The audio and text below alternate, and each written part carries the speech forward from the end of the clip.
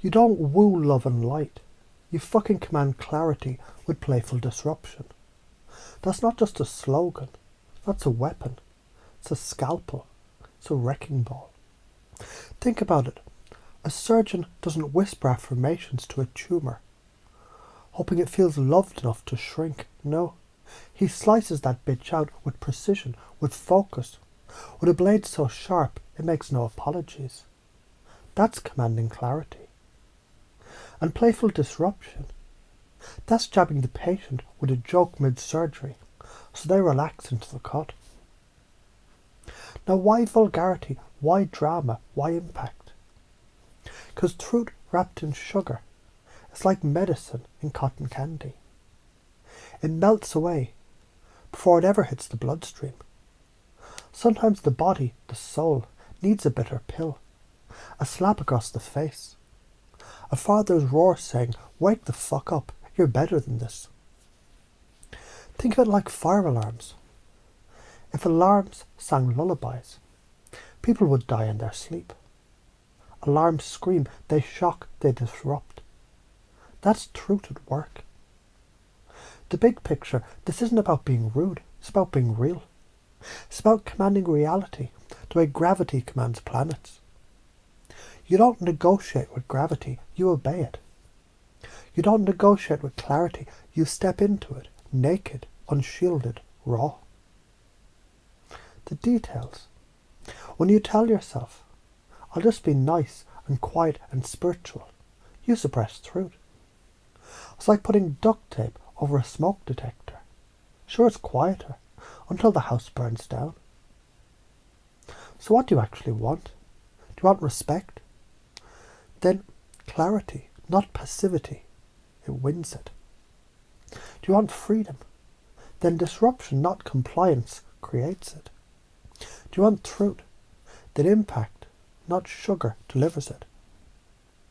Notice how your body already knows this. Think of times you've already done it.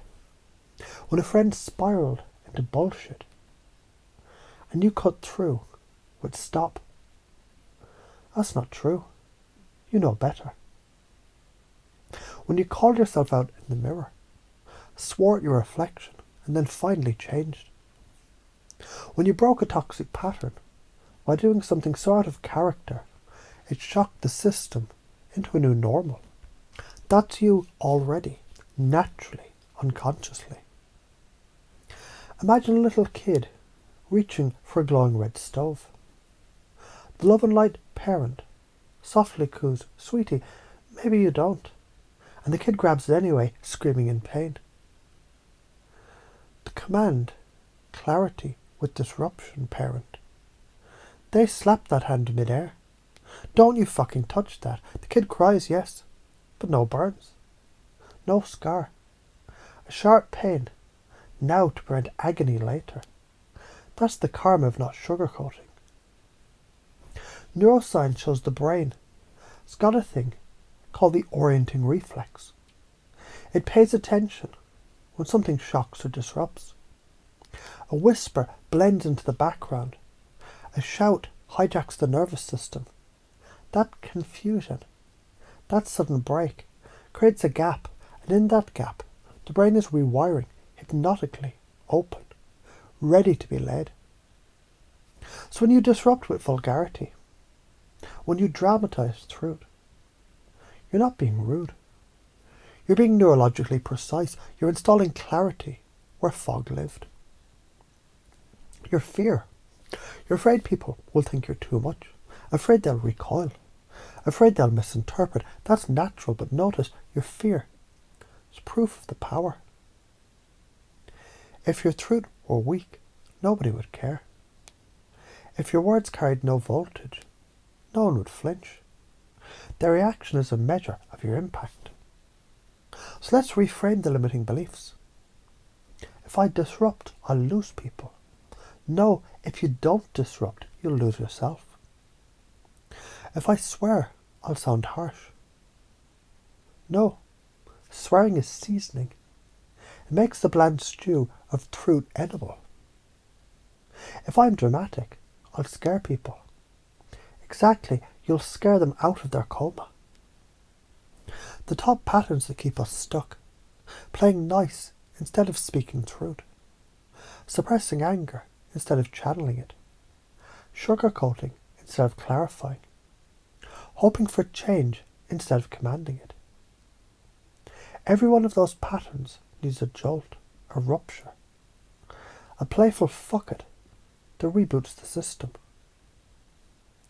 If you don't learn this, you'll keep drowning in polite lies.